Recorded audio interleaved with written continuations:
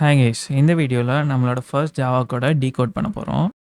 இதுதான் நம்ம ஃபஸ்ட்டு எழுதின ஜாவா கோட். இதில் பப்ளிக் கிளாஸ் எதுக்கு யூஸ் பண்ணுறோம், அப்புறம் public static void main string args method வந்து எதுக்கு யூஸ் பண்ணுறோம் அப்படின்றத டீட்டெயில்டாக பார்க்க போகிறோம்.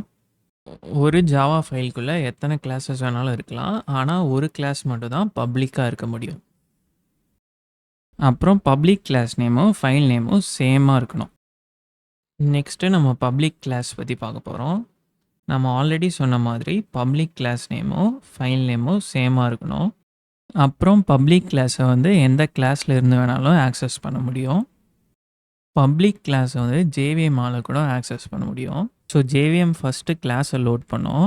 Next JVM public static void main string args அப்படின்ற மெத்தடை கால் பண்ணி ப்ரோக்ராம் எக்ஸிக்யூஷனை வந்து ஸ்டார்ட் பண்ணோம்.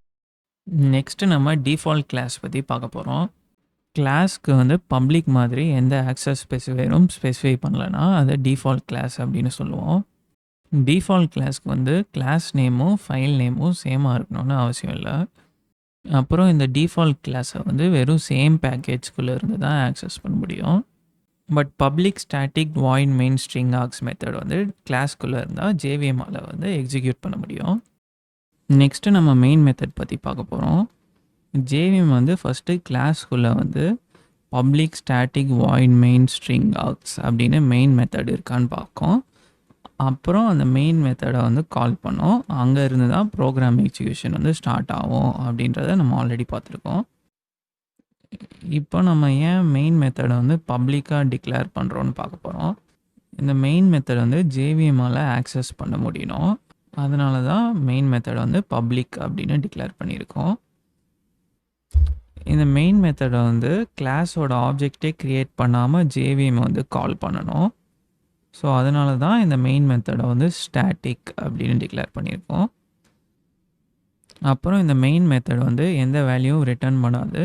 அதனால தான் அதோட ரிட்டர்ன் டைப்பை வந்து வாய்ட் அப்படின்னு கொடுத்துருக்கோம். அப்புறம் இந்த ஸ்ட்ரிங் ஆர்க்ஸ் அப்படின்றது ஒரு அரே. இது வந்து கமாண்ட் லைன் ஆர்குமெண்ட்ஸை வந்து ரிசீவ் பண்ணோம். கமாண்ட் லைன் ஆர்குமெண்ட்ஸை வந்து எப்படி இந்த ஸ்ட்ரிங் ஆர்க்ஸ் ரிசீவ் பண்ணோம் அப்படின்றத நம்ம கோடில் பார்க்கலாம். ஸ்ட்ரிங் ஆர்க்ஸ்ன்றது ஒரு அரே. இது வந்து கமாண்ட் லைன் ஆர்குமெண்ட்ஸ் வந்து ரிசீவ் பண்ணோம். அந்த கமாண்ட் லைன் ஆர்குமெண்ட்ஸை தான் வந்து நம்ம இங்கே பிரிண்ட் பண்ணியிருக்கோம். இப்போ நம்ம எப்படி கமாண்ட் லைன் ஆர்குமெண்ட்ஸ் வந்து பாஸ் பண்ணுறது அப்படின்னு பார்க்கலாம்.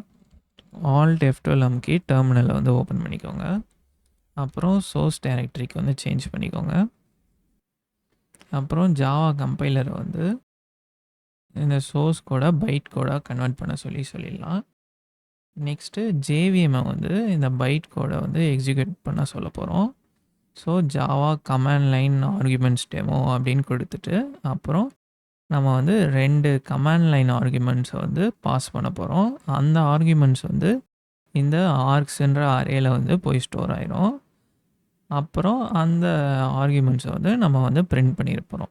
ஸோ நான் ராபின் அப்படின்னு ஒரு ஆர்குமெண்ட்டை பாஸ் பண்ணுறேன். அப்புறம் 21 அப்படின்னு ஒரு ஆர்குமெண்ட்டை பாஸ் பண்ணுறேன்.